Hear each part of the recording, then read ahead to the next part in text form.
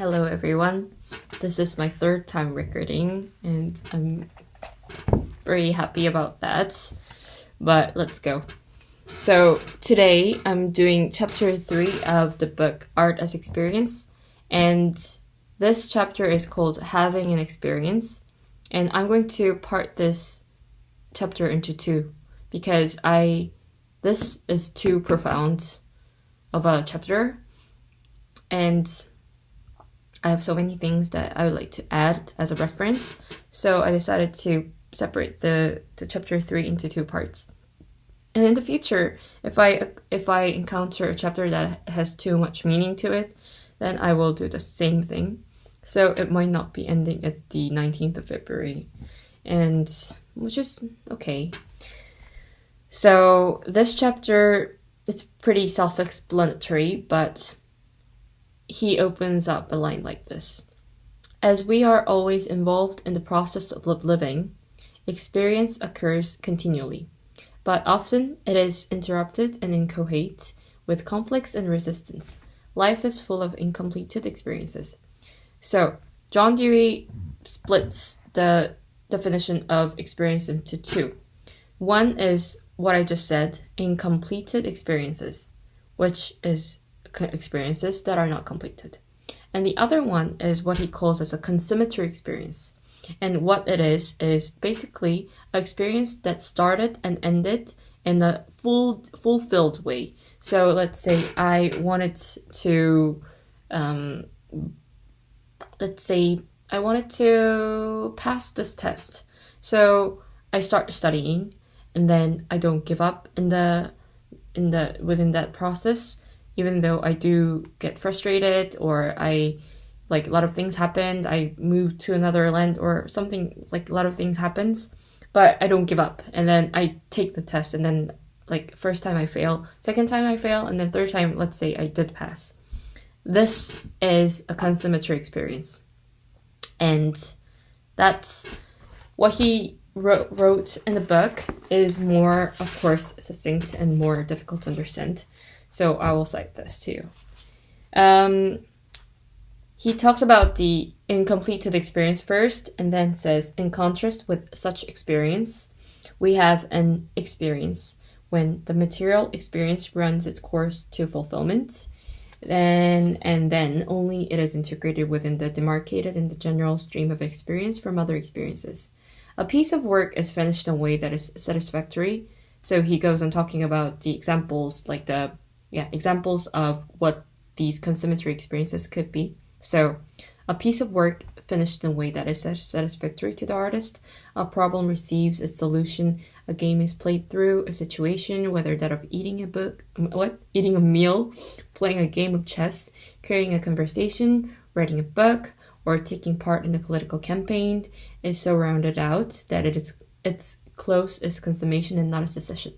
So, and then he says, such an experience is a whole and carries with it its own individualizing qualities and self-sufficiency.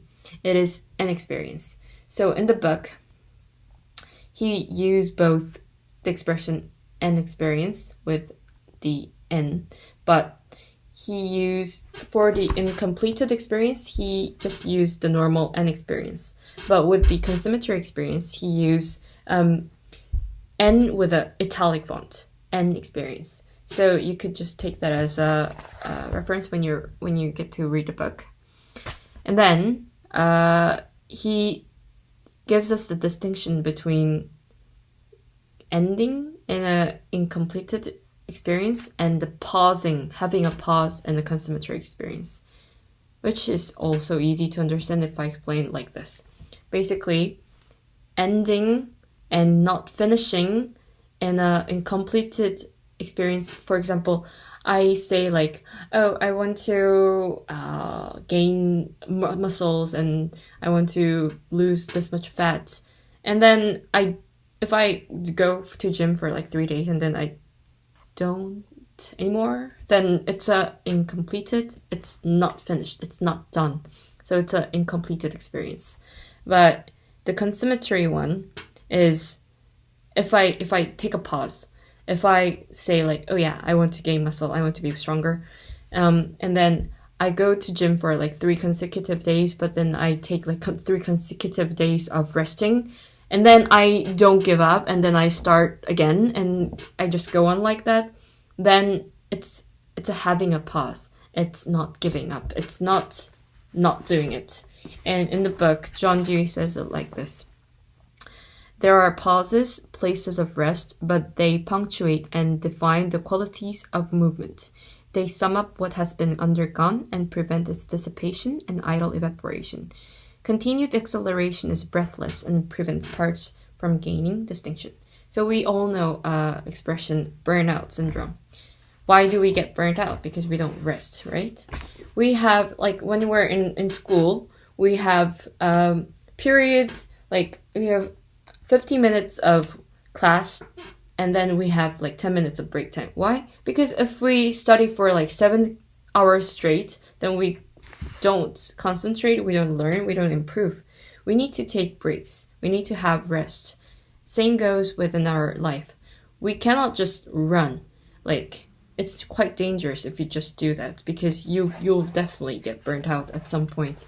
We need to have a pause, and also in a consummatory experience, we need to have those pauses in order for us to become big and to finish it in a more satisfactory way, the way that the ideal way that we imagined.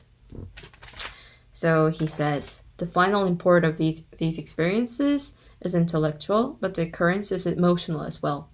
Every meaningful experience has an aesthetic quality to it. So he then talks about these experience, not the consummatory one, but just the experience that's on the polar opposite side. So on this side, there's an experience that doesn't have any aim. You just like do it. Like, for example, let's say you don't want to go to Ivy League, but then your parents are like, you need to go to Ivy League. Then you're just studying, but you don't have any aim. You don't want it, but you are doing it, and you're doing it for the sake of doing it. You're just doing it, and you're not doing it with a passion. Aimless experience. And then on the other side, there is an experience that's done with a mechanical efficiency, but also on this side, you're doing it with a mechanical efficiency, but just not because you want to make things beautiful and better, but because you want to get things done faster. Then this side, these two experiences doesn't have an aesthetic quality to it because it's not considered a consummatory proper experience. So what he wants to say is actually the experience in between those two, and it's really difficult, and it's really explained in a difficult way. So I'm going to explain first in a very easy way. Basically, the experience that has aim from the doer, and that has also, it could be having a mechanical efficiency if he or she wants it to have, but basically experience where the doer start with an aim, with a desire, and finishes it with whatever means or technicalities that he or she could adopt to it. And this is the line that he wrote, but it's really, but I'll read it out. Courses of action in which, through successive deeds, there runs a sense of growing meaning conserved and accumulating to an end, and it is felt as accomplishment of a process. So this type of experience is considered the one that has an aesthetic quality to it. And then he gives us an example of a stone. Yes, a stone. Imagine a stone. A stone that is not just a stone. This is a stone that can think, that has a desire, that has intention. And this stone is currently at the top of the mountain. And this stone its aim is to go down to the downhill. And let's say it's not a smooth road. This downhill is full of obstacles, foxes, bears, whatever, rocks and trees, bushes. But this stone is very determined. And this stone wants to go down how long ever it takes. Whatever means it takes, whatever. Like, he will go down. And let's say, like, it took a lot more than he initially wanted it to be. but let's say he did on to the point B, which is a downhill. Then this stone had an experience, the consummatory one. That's the experience that's the example that John Dewey gives out to us. And as we just talked about, the two cases where experience cannot have an aesthetic quality to it is when it's done aimlessly, and second is when it's only done with technicalities. And there is a really good line that I would love to read it to you. So, yeah. So basically the two experiences that doesn't have any aesthetic quality to it, the aimless one and then only the one that's only done in the mechanical way, he says, there exists so much of one and the other of these two kinds of experience that unconsciously they come to be taken as norms of all experience. Then, when the aesthetic appears, it so sharply contrasts with the picture that has been formed of experience that it is impossible to combine its special qualities with the features of the picture, and the aesthetic is given outside place and status. A little bit difficult, so I'll put it in a layman's word. So, having emotion or aesthetic qualities, for example, I go through experience where I feel like this tremendous sense of accomplishment and something that makes me feel so happy yet so emotional and whatever. Then this type of experiences are so rare in our days that we don't consider this a normal experience. We consider this very alien. We consider what we consider normal as a norm is the aimless one and the one that's only done with a mechanical efficiency. So he's just drawing a picture for us, painting a picture for us that we should not consider those two as a normal experience, but rather the other one. And then he says like this: the enemies of the aesthetics are neither the practical nor the intellectual. Rather, the enemies of the aesthetic are the humdrum, slackness of loose ends, submission to convention is practice and intellectual procedure. And then he says that one experience, the consummatory experience, finishes when the energies active in it have done its proper work. Very self-explanatory and well explained, right? And then he goes on to talk about the importance of the struggles and sufferings in our experiences. We usually consider sufferings and pain a bad thing because it doesn't make us happy. But instead of saying that these are like a bad thing, these are obstacles, he says these are worthy to be appreciated when they serve to improve the ongoing experiences. And we can think about let's think about our own experiences. In our looking back, even my life, not everything was like rainbows and unicorn. Everything had like the big accomplishment of the experiences that I felt a big sense of accomplishments is the one that I've gone through the most sufferings, and the one that I had to be patient for a very long time, sacrifice a lot of things from me, and because of these struggles and sufferings that I've adopted into these experiences, these became very, very precious and worthy to be remembered. And because of that, I gained a lot of strength. And this is really out of impulsive, but there is a really good quote from Eleanor Roosevelt, and I would like to say it to you. Eleanor Roosevelt is the wife of F. Franklin D. Roosevelt. She said,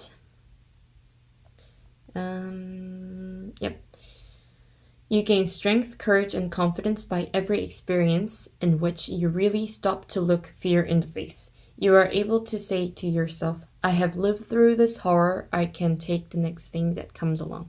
you must do the thing you think you cannot do. This is the quote that made me survive my high school years. And I would like to cite this to you if you consider sufferings and struggles as negative things, that it's something that you need to avoid. Because if it's like painful for the sake of being painful, don't dwell yourself in it. But if it's a procedure that you need to go through, if it's critical for you, if it's imperative for you to go through the suffering, please embrace that suffering. Yeah, it's very important. And there's another quote that I would like to say. I have a lot of things inside my brain that I would like to share with you. And this is a quote from the movie, actually a book novel by Andre Etchman, and it's called Call Me by Your Name. This was a very sensational film of last year or 2 years ago. And there's a scene where the father tells to his son like this.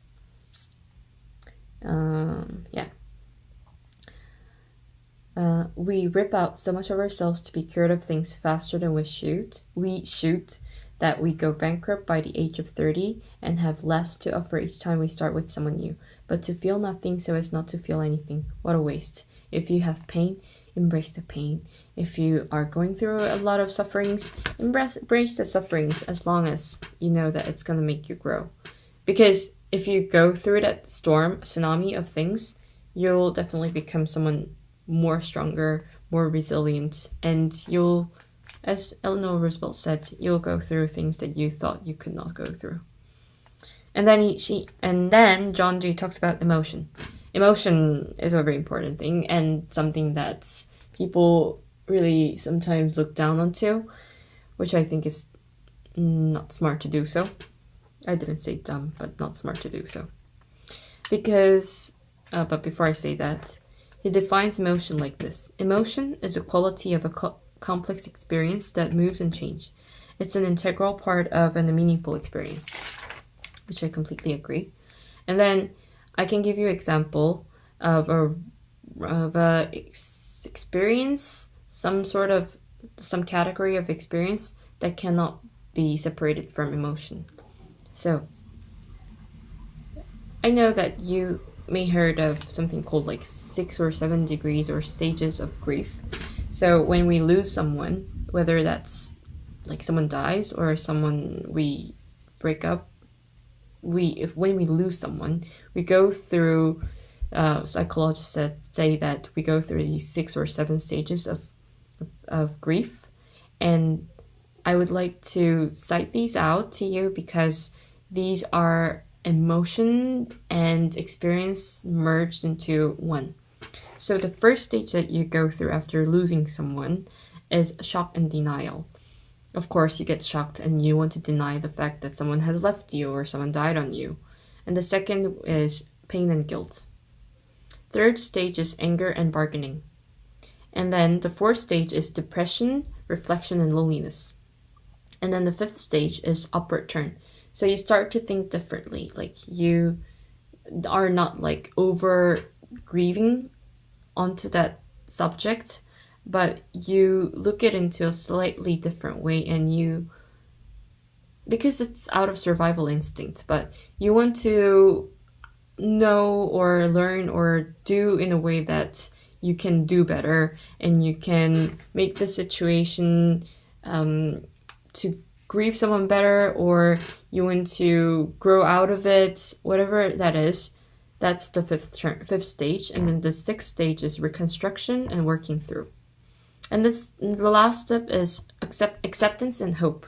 So not all of the people who go through a loss go through all these 7 stages. Some people get stuck on one stage and never get over it, because it is a very difficult thing to get over when we lose someone or when someone passes away. And by losing someone, of course, it's an experience. And by going through all these stages, you are going through a consummatory experience. So I've gone through a few of these experiences myself as well. And when you go through these experiences, you definitely, when you go through all these stages, you see things differently. Your perspective becomes broadened. It's very natural, right? You view people differently. You view life differently. You view your own desire and your own way of living differently. You want to find meaning in life, and then etc. etc. And then basically, depending on how you accept certain experience and how you go through it, you either improve or you don't. Some people do get worse if you are only taking the negative side of it, but this is an example. So of course, grieving and losing someone involves a lot of emotion, but I want you to reflect to your life, and then think of all these important phases and decisions and experiences that you've gone through, and think that whether you can think of an emotion that's attached to that experience. I'm pretty sure that some sort of emotion is attached. For example, if you got into the school that you always wanted to go, there must be like a lot of feeling of joy at the end when you know that you got accepted. But within the time of like studying and being patient and working hard, you must gone through a lot of like frustration, or sometimes like anger to yourself or things like that. So think of all these emotions that you've gone through in the very important parts of your experiences in your life. And then I'd like to finish out this video saying what John Dewey wanted us to know. So in the chapter 1, I told you that John Dewey believes that art is an integral part, and it was something that could not be separated from our lives. But then within these few historic events, art became something so separate from our lives. And I told you already that he's a pragmatist, right? And I think he wants us to know that the beauty doesn't only lie in like opera house, galleries, museums, and beautiful places, and beautiful occasions, beautiful experiences. Like, he wants us to know what is more important is finding the beauty and aesthetic qualities in our own life. And by learning about all these experiences, like importance of experiences, consummatory experiences, and completing whatever that he's talking about right now, and he will be talking in the left chapters, he wants us to know basically that our life itself is a work of art. It's true. I completely agree with it. Our life itself is a work of art. And we can only acknowledge that fact and make our life really a work of art only by living fully. What do I mean by that? Accept everything. If you're happy, if you're going through an experience that challenges you so much, if you're going through something that makes you so angry, so sad, it's all an experience to you.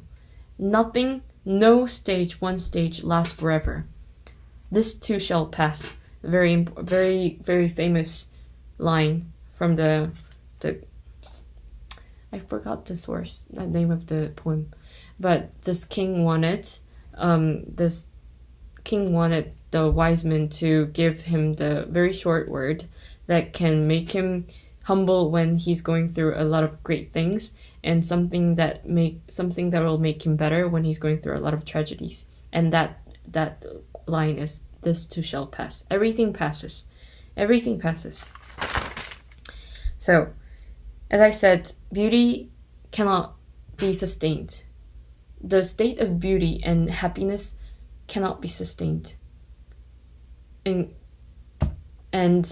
it's a very important thing, because if a beauty and happiness, whatever, sustains itself like continuously, we will not recognize it as a happiness or a beautiful thing, because you cannot know that there's a light if there's no darkness.